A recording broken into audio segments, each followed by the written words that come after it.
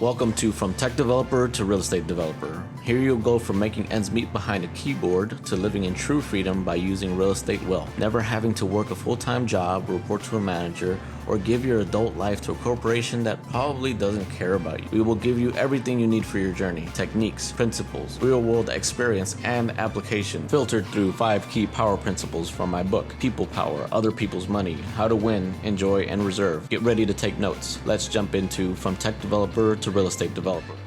Welcome to From Tech Developer to Real Estate Developer. I have a great guest here today, Mike Tighe, and I'm going to jump into his intro. Let's go ahead. Co-founder of the Takeoff Capital and the Real Estate Takeoff podcast. He purchased his first property in 2015 as a house hacker. He even had Airbnb rooms in that house, so people flowing in and out. I'm sure we'll be touching on that. He worked as an air traffic controller for 16 years, even though he looks like he's 16 years old right now. He resigned his job in 2022. And as of today, his capital firm operates 56 million assets under management. So AUM, as we call it. So 56 million. This guy is busy with his partners, LPs, etc. I'm sure we'll even touch on that too. He's also an author of Educate and Act, a free ebook on vetting real estate investments available at investormike.com, soon to be released to Amazon. And we just scratched the surface of what this guy's done. So Mike, welcome to the show, man. Ivan, thank you so much for having me on. It's great to talk to you again. I know we spoke probably 2 to 3 weeks ago when I interviewed on our podcast. That I don't think we released that episode yet, but it's in the pipeline, and we'll be featuring you here shortly. Yes, indeed. I can't wait to see that too. So thanks for jumping on my podcast too /videocast. Anything you wanted to add to that intro before we jump into the meat of it? No, I think that's it.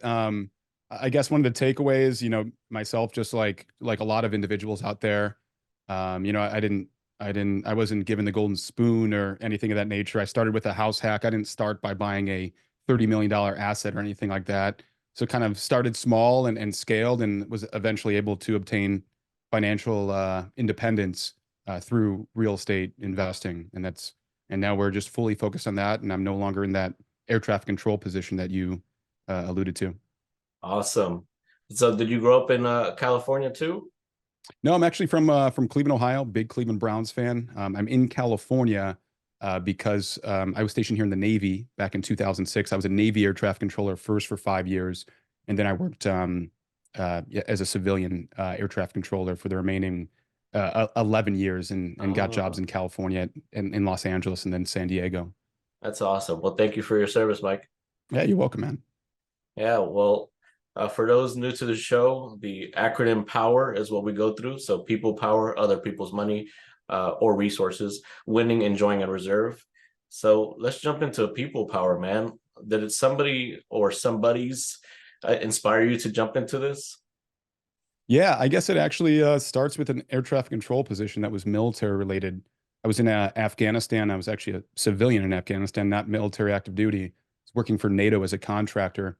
And I was in the air traffic control tower one day and just kind of overheard a conversation. One of my coworkers was like, "Yeah, I brought a property in Georgia, where Ivan does a lot of his business." And the guy was saying, "Yeah, I make $400 a month passive income." And at that moment, my mind was blown. I was like, "Wait, they're paying down your mortgage and you get passive income when you buy real estate?" And like I was initially intrigued, and that's what really like kind of sparked the interest. That's my first memory of ever learning anything about real estate investing. I didn't know that it produced passive cash flow like that. So from that point on, anytime I'd overhear someone talk about real estate investing, I'd gravitate towards that conversation. And then eventually it kind of expanded into me getting into podcasts, books through Bigger Pockets and things of that nature. Started small and then eventually got into to books that educated me on kind of going more at scale through commercial real estate. So yeah, I guess the people aspect was this guy that I worked with who was just kind of casually talking about his real estate investment in Georgia that was cash flowing $400 a month. Really sparked my interest. Okay. And it sounds like your career, even investing, it involves courage. Did you have somebody instill courage in you early on in your life? Yeah, the courage aspect, I guess just kind of the courage to act and go out on a limb. And I guess I like to use the words courage because real estate investing is kind of viewed as not really the typical investment, right? Most people say, oh, you should put your money in your 401k, which is, kind of Wall Street hedge fund run, and not do your own private real estate investments. That's kind of what they're told. And that's what all jobs really push you towards. Like, when I was working as an air traffic controller, they have a matching program like most jobs. They'll go dollar for dollar up to a certain amount, but you have to invest in what's called the thrift savings plan, a federal, basically Wall Street based investment plan. I can't go, you can't go dollar for dollar with your employer and invest in private real estate syndications. So you really have to go against the grain to pursue your own private real estate investments. So yeah, I guess it does take courage, and I honestly don't know where I got the courage from. I'm always kind of like a contrarian by nature. So I would Mm. think just me kind of just just naturally being a contrarian, like to go against the grain and against what other people are doing. And maybe that's just kind of what led me down that path of seeking that out. Yeah. You know, I have this video idea. I'm sure you get a lot of video ideas, especially as we go through our day. Yeah. I want to make a crazy, I'm probably going to be attacked. You're gonna be attacked no matter what you do, man. I mean, like physically, no. Oh, physically. Okay. That's Um, different. you know, these big corporations like Fidelity and all these brokerages, TD Ameritrade, like their money management on behalf of big corporations, or when you mentioned the Navy has their own little pension fund type management thing. Hmm. Like these things, I think are like scams to me. And to a large extent, they have been because up until a few years ago, they didn't even have to disclose fees of how Mm. much they're charging you on your money. And they try to make it appetizing by saying like, "Oh, we'll do 100% matching on your money you put in." But if they're charging you fees that you don't know, or you're putting your money in a black box where you have no control over it, somebody at the top of the top of the top is managing your money and just kind of laughing his way to the bank every day without you having any say in the matter. I think that sounds like a scam to me.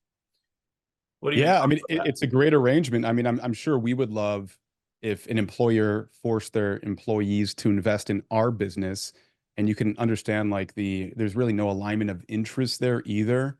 So you would think there's kind of some bad acting that it can occur behind the scenes, and that? there's the bureaucracy at these larger firms is multi-layered. So for there to be bad actors, I mean, it has to be happening to some extent, even though there's oversight through the SEC and whatnot. But at smaller firms like such as ours, everything is visible and transparent for the most part. There's you and I don't have anyone to hide behind. We are the faces. I don't Mm, know who the face is when I invest in a TSP. Who's the top dog? I have no idea. yeah, So who do I go to? yeah. I can talk to some. I can probably call the number and talk to someone in Bangladesh who can answer three questions. But yeah, outside of Mhm. that, I think you make a good point. So when I make that video, I'm gonna need your biceps as protection. All They're gonna come after me, bro. right, I'll keep working out so I can get ready for the moment. There we go. Thank you. So let's move on to the O section of the power acronym: other people's money or resources. What are the top either capital or resources you recommend, especially for a beginner to have, like maybe networking or certain marketing aspects to raise capital resources? Yeah, that's a great question, one we ponder often, kind of in our business meetings. And I don't even know I'm not sure what route you're really pursuing on this, but a lot of people are leaning into social media right now. For me personally, I'm not on social media as much, so it's that would be me going against the grain, being on social media more frequently, even though I post on there, but I'm not just kind of a natural organic user of social media. So for me, I like making connections maybe with just individuals already in my network, getting referrals, and then just going to meetups and trying to make connections with other sponsors even and co-GPing on a deal so they can bring in equity and be an equity partner for you, or just finding other investors that way. That has been the most successful uh, outlet for me when it comes to pursuing, I guess, collecting or gathering other people's money for, real estate investments. Indeed. I could draw into what I'm doing, but for folks that don't understand, could you explain what equity partner is? Yeah, so equity partner would be, so for example, let's say you identified a project that you would like to close on, and you determined through your underwriting process that you already have in place, right? That you need $4 million in equity, and that is the money needed to close on the deal, the money needed to likely improve the deal. Most people in this business aren't just buying an asset and keeping it as is, although that does exist more for institutionalized money. But folks like Ivan and I are looking to make improvements to the property when we purchase it. So the equity goes towards the improvements. And then there's, of course, operational reserves for, what if this goes wrong? What if something happens with the roof and things of that nature? So that's where the equity is needed. And then equity partner would be, that 4 million I alluded to in this scenario. Let's say I am only in a position where I'm comfortable bringing in 2 to 3 million. I could turn to someone like Ivan and say, "Hey, Ivan, do you want to partner on this deal? And can you bring in $1 to $2 million equity check from your network?" And Ivan might say, "Yeah, I'm intrigued," and we hop on a call and we discuss the terms. And he goes, "You know what? I like it. I like your thesis. I like this property, and I like the market. Let's form a partnership." And then, some attorneys get involved. We form our operating agreement, and now Ivan and I are partners, at least for this one real estate acquisition. And we bring in the equity together, the money needed to close on the deal and operate it, and thus we become equity partners. Indeed. Thanks for elaborating on that, man. Yeah, no Uh, problem. and I just tried to take a few notes on how I could answer the marketing question because, as you know, um, the marketing is kind of a cyclical thing, and it makes me think of a company owner, a franchise owner. He had a Hungry Howie's Pizza restaurant, and he at a business conference of sorts came and talked about how marketing is important all the time because he has to sell pizzas all the time. And I immediately at that point said, if a pizza company needs to market all the time, whatever other business I'm in, and that was before I scaled up this investment firm, it definitely needs marketing all the time, even if it's uncomfortable, even if it's like, oh, I could go spend this on something else. Like marketing is super important. Um, so what comes to mind for me is just constantly trying different things and cycling through things, studying niches. Um, so for me, when it comes to niches, like a customer avatar, my target person, it's usually somebody that's in technical or management industries, and they're usually males. So Hmm. when I study, like for example, Facebook, the reports that come in, most of the time they're males that gravitate towards watching my content. Um, so when you're looking at marketing, study that stuff because you don't want to be spending $1,000 budget on targeting females if none of them actually care about your content. Yeah, that's a good And point. that's okay. Like whatever your being is speaks to a specific other being. That's Yeah. just the natural equation of things. You're not going to speak to everybody, and that's okay. Um, have you explored those sorts of avatar situations? Yeah, like who our target avatar would be. Yeah. That's a great point. I do see the data, like especially social media driven data. It is predominantly male. I mean, maybe like 65-35 male are the followers per se on Instagram comes to mind in this example.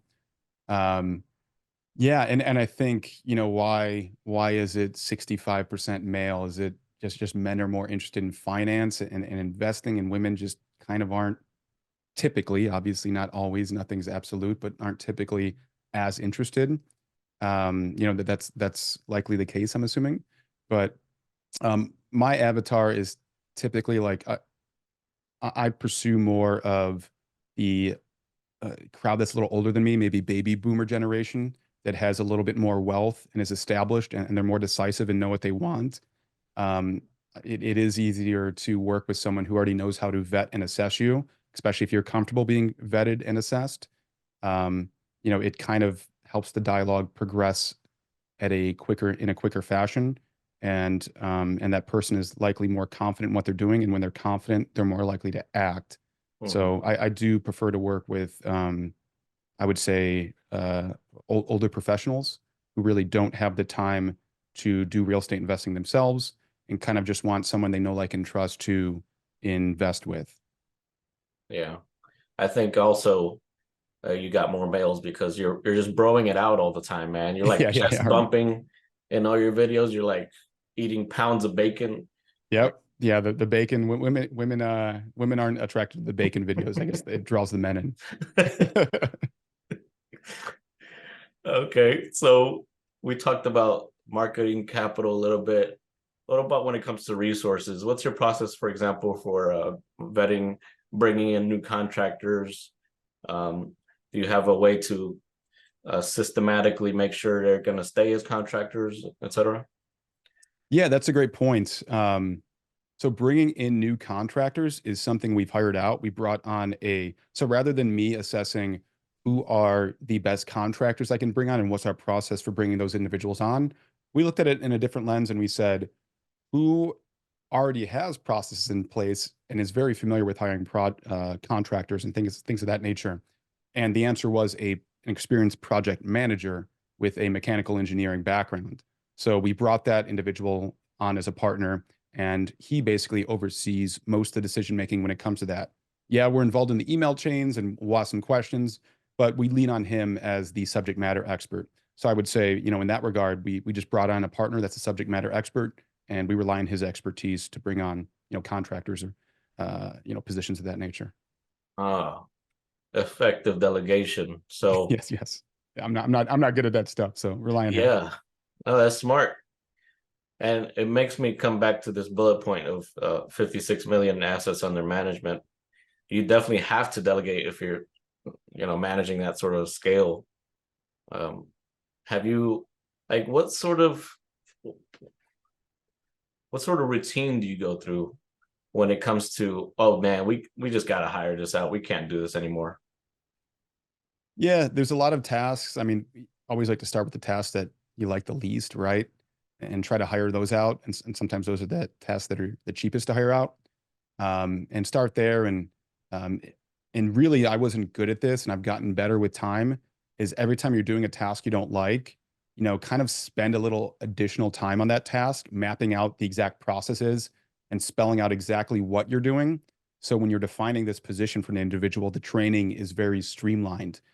We don't have someone to train, so every time we bring someone on new, we just train them based on our notes. We create videos and everything and what we're doing, and then when we bring that individual on board, we have training sessions with them, and then we kind of have them take over from there. We'll leverage tools such as Miro, which allows you to create flow charts essentially on if then scenarios, like if this happens, do this. And then when it says do this, there's like a little link they can click that sends them to a video of this is exactly how it's done. You go to this website, you do this, you type this in. And I think that's been instrumental in helping us bring on staff members that can really, assist us with aspects of the operation. There are some aspects that I really like such as underwriting, but it's very time consuming. So I realize I have to start, delegating that. So we're even training people to take over the underwriting for us, even though I really enjoy doing it. But yeah, so Oh, I okay. think it just comes down to really spelling things out. And like it almost seems like almost feels like it definitely is like a one step back, two steps forward scenario. Because a lot of times, like intuitively, you're doing something that you don't like, but you just want to get it over with. You don't want to have to sit there and linger on it and be like, okay, now I need to map out this whole process that I don't like. I could be done with this task in 5 minutes, or I can map it out and it's going to take me 50 minutes. Screw it. I'm just going to do the 5 minutes and move on with my day. And that's kind of Mhm. the cycle I fell into. But then it's like death by a thousand paper cuts. Oh, another 5 minute task, another one, another one. It's like, okay, enough's enough. I'm just going to make out these processes. I hate building out processes too. But I'm just going to suck it up and do it because I don't like this task. So I can't complain about doing the task if I'm not willing to build out processes and properly delegate it as one should. So, it kind of is, you have to just allow yourself to take that step back so you can, I guess, take two steps forward in your overarching business. Yeah, that makes sense. It sounds like we're similar. I have like standard operating procedures documents and in the same folder is the video for it in case it needs Oh, love that. clarity. Yeah. But this sounded interesting, what you just mentioned. How do you spell that, Miro? Miro is a website. It's a Miro, just yeah, Miro, Okay, Miro.com. And we just use that platform to create out, to build out the flow charts. that's awesome. Yeah. I'm curious now, what's your strength task that you love to focus on? Strength task. Honestly, I love focusing on building out capital stacks. And by capital stack, I mean like the equity and debt markets. So, we defined earlier what an equity partner is. So I think it's clear to everyone maybe at this point what I mean by the equity portion of the stack. But then there's also the debt portion of the stack. You don't want to go 100% equity because equity is the most expensive form of capital in a capital stack. Equity depends on what your investors are used to, but we typically target 20% average annual returns for investors, where debt, is 6.75% right now. Mhm. So, ideally we have way more debt in our capital stack than equity because it's overall cheaper and it's likely to make the investment pencil out better. So Yeah, yeah, I like working with the debt and equity markets and kind of formulating the capital stack and getting creative in that regard to what is the best outcome for the investment. yeah. Simple way for especially a beginner, I like to think of for debt is just the loan, and equity is just the down payment. There you go. So it makes it a lot simpler in terms of what it is. Yeah, for sure. um, okay, so that's good. So that's important for anybody to note, because if you're thinking I'm going to be doing all the things all the time and I'm going to be strong in all of them, then you're going to lose as an investor. You're not going to do everything great. So if you figure out what's great that you love to do at the same time, that's where you're going to be dangerous. Delegate everything else as fast as you can, because that's going to make you grow. Okay. So winning. We have a little different interpretation of winning. I know you're enjoying that content, but I just wanted to personally invite you to the Commonwealth Affordable Housing Fund. If you want to passively earn while also building communities, doing philanthropy even, while getting quarterly distributions and even sharing in the exit about 5 years down the line, then please join us. This used to just be for friends and family, but you could join in now. You could be essentially earning through an expert, which is I, running the investment firm Commonwealth. So if you want to be a part of it, and also get access to exclusive events where we go to in-progress construction and I show you how your money is being used actively, and how the renovation was just complete, and how this is going to help change people's lives, how we negotiated an acquisition. So you could be a part of those events throughout the year and also earn passively. So if you want to be a part of that, please click the link below and I'll let you back to your awesome content. Thanks. And this acronym, which is, I think the most people that I trust personally are the ones that hit their faces up against the wall, because they're gonna they're gonna avoid that wall a lot more motivatingly, if that's a word, and the next time something similar happens. So what's your definition, or what do you think of that when I explain that for winning? Yeah, winning, you mean just like as a business or? As a business, or reflection from loss? Yeah. Yeah, I think like I said, I'm a little bit of a contrarian, so maybe it's a contrarian take, but um, in my opinion, there are process wins and then overall wins. So you can have a process win. Let's say Ivan and I go in on a deal, we make very conservative assumptions and we stick with our processes, but there's a black swan event and the investment fails. If our processes, if after further review, we feel good about our processes still and we decide to keep them intact, then I would say it's a process win, but there was some outlier event that occurred. That hasn't happened to me yet, but I'm not impervious to, anything bad ever happening to me in investment. Now, counterpoint to that, or not a counterpoint, but on the other hand, you could have an investment that goes great, but you didn't stick with your processes and you just said, I just want to buy this. But you got lucky because maybe the market, it was just a bull run and it would have been a total fail if the market was just stable or declined and you would have lost all the money. So the deal looks like a win because the investors kill it, but you behind closed doors know, whew, we got lucky on that one. So there's two different scenarios there where one, even though there was a net negative financial outcome at the end, one had a net positive. I would consider the first one a win because you stuck with your processes and it was a process win. The second one was a process loss. You defined your processes, but you went outside of your criteria because you made an emotional decision. Even though it worked out for you in the end, if you consider, if you continue doing those things over time, you know, as far as repeating processes, the one that in situation scenario A that was a loss in the end is more likely going to be a win over time. Where the one in scenario B where you went against your processes and made an emotional decision, but you got lucky. If you continued trying to do that, you're going to be a loser over time. So I look at Hmm. wins and process losses when I'm kind of I guess assessing things, if that makes sense. That's smart. Um, and along those lines, I would say it's fantastic to have. Oh, I don't know why that's not on silent. It's also important to have fallback to the fallback scenarios. Like, is there something that inspired you even because, like you just said, blessings to you, brother. You haven't had to have a loss yet, luckily. But is there something that Knock on wood. caused you to, caused you to pretty much? It seems like you have to have fallback scenarios already in place to avoid that. Yeah, I mean, like you said, there's always a plan B. Like, okay, if this doesn't work, then let's do this, and if this doesn't work, then we can do this with the property. You know, even some development projects, if we don't get permits for this, then we know we can at least build this by right, and it'll have X outcome, which we still feel good about. So yeah, I'm not just saying like, oh yeah, we lose all the time, but you know what, our process is great, so we're doing it right, girls and boys. I mean that's not the attitude. I think the key takeaway is um, define your processes, stick to them, and if you stick with your processes and you look back and review them and you still feel good about them, there was no errors in your processes, then it can be considered a win, and keep doing what you're doing because over time you're making the right move. You know, it's kind of like at the craps table, and maybe not the best example because you're a net negative, you're a net loser anytime you're at a casino because the house always wins. Mhm. But there's certain bets at the table that are higher percentage wins, let's say. And then there's certain bets that are sucker bets that are way lower percent, but people put money on them. Well, I might keep putting money on the higher percentage bet, but I might lose 3 times in a row. Where someone to my right keeps doing the low percentage bet, and he's like, "Dude, what are you doing?" He's like, I'm killing it over here. Well, his process isn't. He's getting lucky. Yeah, It both relies emotional. on a little bit of luck, but you're looking at percentage outcomes.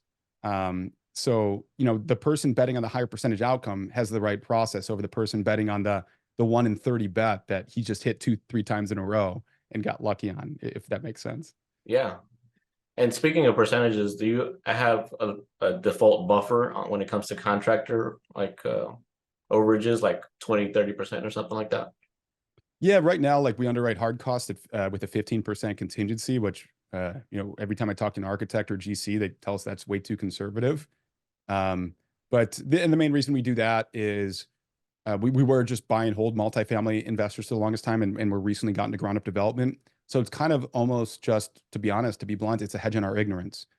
Even though people say, oh, you only need 10% contingency, we're like, you know, let's do 15%. It's going to help me sleep better at night, just in case there's something we missed. Yeah. Um, so that is the hedge we use on 15% on hard costs and 10% on soft cost, which is like permitting and things like that when it comes to ground up development. Why do you want to sleep better at night? Yeah, that's well, I guess um, you know, the better you sleep, the better you're going to mentally perform, and you know, the better you're going to appear in the morning. You could definitely tell when someone didn't sleep well the night before. You know, Yeah, for like, oh, you sure. got kids? Did you have a rough night? What happened? Yeah. Yeah, definitely want to be able to sleep well at night Yep, we got to perform well. for sure. We could have expanded on that section for a while, but let's go ahead and move on to enjoying. How do you enjoy what you've built? Yeah, how do you enjoy it? That's a unique question. That's a great there's like a good outlook with that, like almost like philosophical, but like, you know, they talk about enjoying the journey and not always focusing on the destination. Oh yeah. And like, you know, that's not always easy to Yeah. do, because sometimes the journey, you know, sometimes maybe you think the journey sucks and you're just Yeah. waiting for the to get to the destination. You know, when we're driving to Las Vegas, I don't really enjoy that journey. I'm just looking forward to getting to the destination. But I think the point of that saying, that adage, is just kind of like being present and enjoying the small wins every day. You know, the fact that you and I are recording this podcast right now, I'd say it's a win for both of us, right? We Hmm. got our shit together, if I can say that, and we're sitting here making things happen. You're talking to me, I'm talking to you, we're talking business. Small win for the day. I mean, you know, we might not, it's not our ultimate destination, but you know, I think you can look at it as a small victory, you know, even if it's just within that 1 hour of the day. Yeah, I agree with that, man. And yeah, like just to draw an example, yeah, when I was thinking about this journey this year, there were some decisions that I kind of regretted, but I was still good at the end of the day. Like I spent more money than I wanted to or should have in renovating 3 total units in one of my complexes. But at the end of the day, it's still over a long term. Like the rents are a lot better, the quality of Mhm. life is better for the tenant, um, and it's going to increase the returns. It's even more ahead of schedule in terms of stabilization, making a lot more money faster. Um, the, what sort of how do you? I'm sure you've gone through moments like that too, where like, oh man, I could have put it here, not there. Like, what's your? How do you address those thoughts in your head? And when you say put it here or there, you're talking about your time or your money or what are you referring? Like, can you give an example? Yeah, either one. Like let's use that as an example. Like, you go into a property, you spent money on a unit, and you found out maybe the plumbing in a common area needed to be upgraded instead. Like, oh man, I should have just held off and waited till somebody like complained about something more urgent. Like, oh Yeah, why didn't I do that? yeah, You know, I don't have something that comes to mind immediately when it comes to like allocation of capital. Um, yeah, I wish I had something for you there. If something pops to mind, I'll circle back on that question, but I don't have anything at the moment. it's all good, brother. Um, but I think it's good to, I mean, just reflect on that. What I like to do is what's the silver lining in the scenario. So clearly, there's other long term benefits that I made with that capital allocation. But in the moment, I was like, ah. And um, what was your example? What happened to you? so like those, for example, the 3 units, like one in particular ended up spending like 50 grand total. Hmm. Uh, and the rents came out to be about 1,100 a month. If I did not renovate it, it would have been stayed around 650 a month for that unit. So I doubled up the rent, which is great after doing a full gut job renovation. But I could have had that 50 grand and spread it across like maybe community amenities. Uh, I had just maybe added a laundry instead, like another community amenity. Um, so that's an example of, oh, I didn't actually need to do a full gut job renovation on that unit. Yeah, I think something did just pop in my mind there, and I don't regret it because it actually worked out. But maybe this is just something I take away for maybe some of your listeners. There was a project we did where we bought like a 1960s vintage. It was a 32 unit apartment complex in Indianapolis, and we were completely renovating the units. It cost like $10,000, $12,000. They haven't been touched since the 60s. So we were making them look fresh and brand new. But then we wanted to experiment with what we called our classic renovations or vintage, where we just kind of did like a light touch up, some fresh paint, maybe some carpet for some of the units that needed it. But we weren't ripping out the carpet, putting in vinyl planks in these units and not putting in stainless steel appliances, just basic white appliances. And the rent premium we got for those vintage or classic renovations was pretty significant. Just by touching up the units and having better management in place, we were able to command much higher rents than what were previously in place. So I guess the takeaway from that is maybe experiment with do one unit if you're managing a commercial multifamily, if you're overseeing the operations side of things, do one where you're really just you know, trying to match and compete with some of the Class B product in the market or Class A even, and then just do one that is kind of like our vintage or classic scenario where you know we're just going to do a light touch up and better management in place, better processes, and kind of see what rent premiums we could command. Now, I Hmm. wouldn't say I regretted it because even though we had to spend like the classic renovations were like maybe 2 to 3 thousand, and the complete gut job was like 10 to 12. When you look at the premium we got um, for the ones that were 10 to 12, it still made sense. Like basically the 10 to 12,000 we spent, the additional 10 to 12,000 we spent, um, the rent premium that it commanded increased the NOI in such a way that it was a positive outcome, if that makes Hmm. sense. So it still made sense to do the premium renovations, but it was closer than one might imagine. Um, so yeah, maybe that'd be a key takeaway Yeah, for some individuals out there. I could definitely relate to that too with that example because it did increase the bottom line essentially.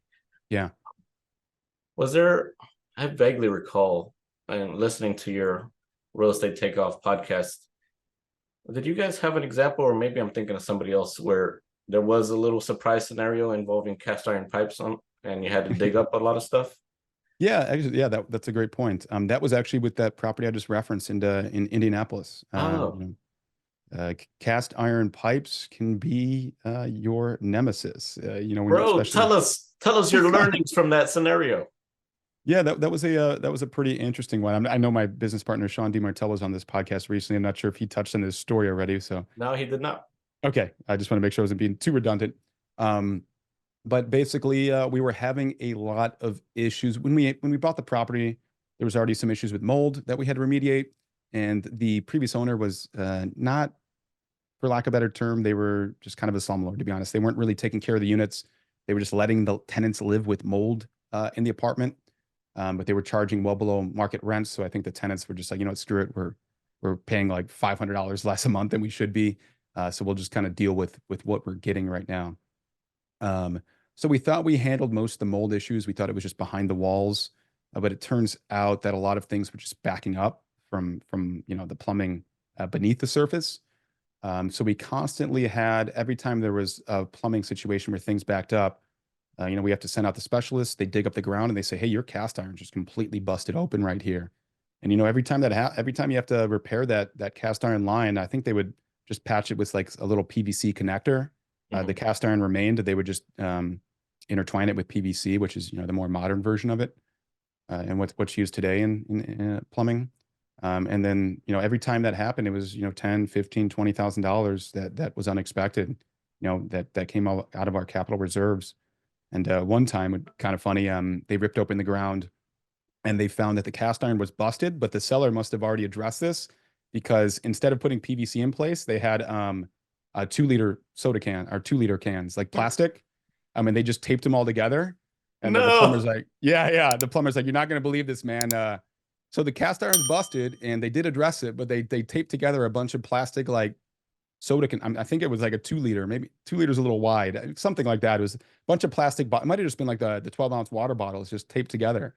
And I was like, no freaking way. They went through all the effort of digging up the ground and everything, and they didn't want to just pay for some PVC. They just said, I'm going to use some Aquafina water bottles and tape them Yeah, together and it get just this cost done. like Because $8. yeah, so I guess in that case, the cast iron didn't break. Our Aquafina bottles broke.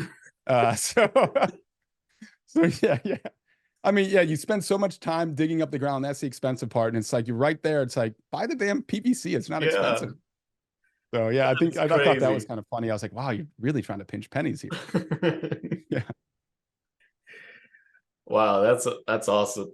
The only thing close to that I can think of that comes to mind is I was replacing a roof in a duplex Yeah. here in downtown Atlanta. So my contractor pulled all the old shingles off, and they found a Mayor Bill Campbell sign, big old wooden sign, like it's a piece of plywood replacement.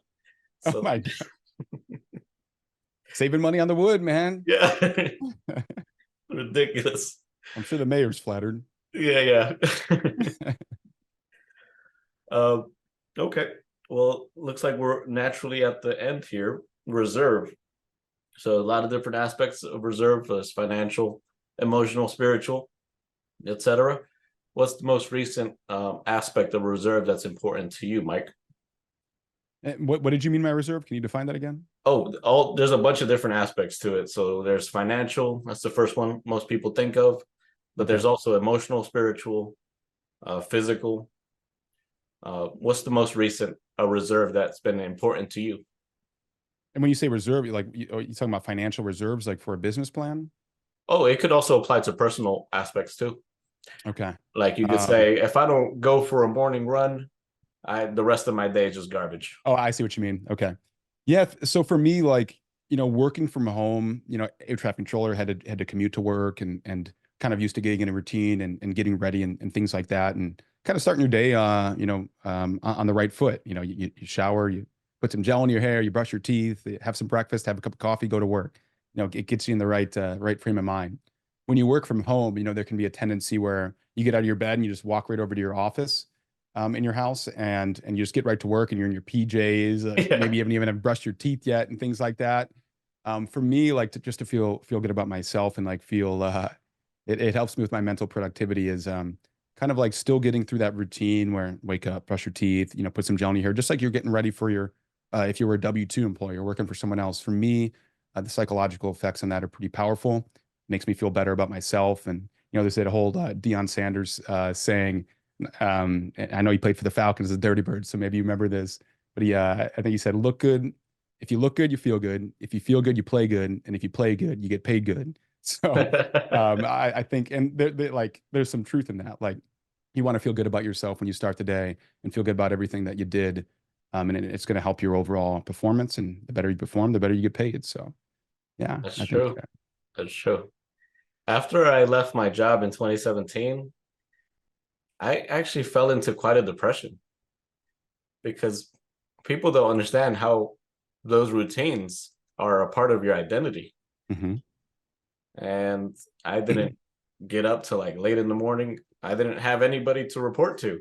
And that's not exactly the best way to live either. So I'm glad you reminded us of the power of those morning routines to set us up for an amazing day. Absolutely. Yeah. Um, awesome. Well, we just covered the power, how to get power in your life. I'm feeling the power, man. I'm feeling it flow through Amen. this microphone and this speaker over here. Awesome, bro. Any last tidbits you want to share before we start to wrap up? No, that's all I got, man. Thank you everyone for tuning in, and Ivan, thank you so much for having me on your show. Yeah. How could people like work with you, or what sort of stuff are you working on? Yeah, I guess I'll just keep it simple. To reach out to me to see how you can reach out to me, just go to investormike.com. Just how it sounds, investormike, MIKE.com. And on there is all my social media. You can join our newsletter. You can subscribe to our investor list and things of that nature. So yeah, it's all right there. And in my free ebook, Educate and Act, an express guide to vetting private real estate investments can be downloaded from that website, 100% free. Awesome. So go to investormike.com. And I gotta ask, what is the heritage of this Tighe name? Ty, yeah, Ty. I know it looks strange. Like my last name, he's referring to my last name. It's Ty, but it's spelled Tighe, so it looks like Tiggy, and it's actually Irish. My family's Oh, last name was Mike Tighe, but when they immigrated here, just like most immigrants, when you see now, everyone hates on you and they won't give you jobs, and they don't want you in their country. They're worried you're going to take their jobs. Even it happened with the Europeans back in the 1800s, 1900s. It's happening with other immigrants today. It's just how humans always acting a fool towards immigrants.